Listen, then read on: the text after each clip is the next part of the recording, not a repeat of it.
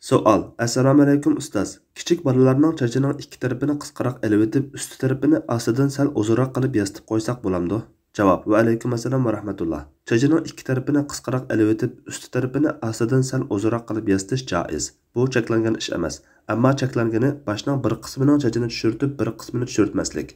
Demak, cheklangani tushirish qisqartish emas. Ibn Umar radhiyallohu anhuma men payg'ambar sallallohu alayhi va sallamning po'pichoq qo'yishni man'iy qilganligini angladim degan. Ubaydullah deydi-ki, Nafi ibn Umar radhiyallohu anhumadan po'pichoq qo'yish degan nima deb so'ragan edim, u tushundirib. Kichik bolaning chachini tushirganda u yer bu yerga chach qoldirib qo'yish dedi. Ravi Ubaydullah bizga tushundirib, qo'li bilan manglayni va beshining ikki tarafini ko'rsatdi deydi. Shunda Ubaydullohdan bu hukm qiz bola bilan o'g'il bolaga o'xshashmi deb so'ralgan edi, u bilmayman deb javob berdi. Bu hadisga asosan boshning bir qismining chachini tushirtib, bir qismini tushirtmaslik harom yoki makruh. Allah eng to'g'risini bilguvchidir. Fatvoda doktor Abdul Aziz rahmatulloh.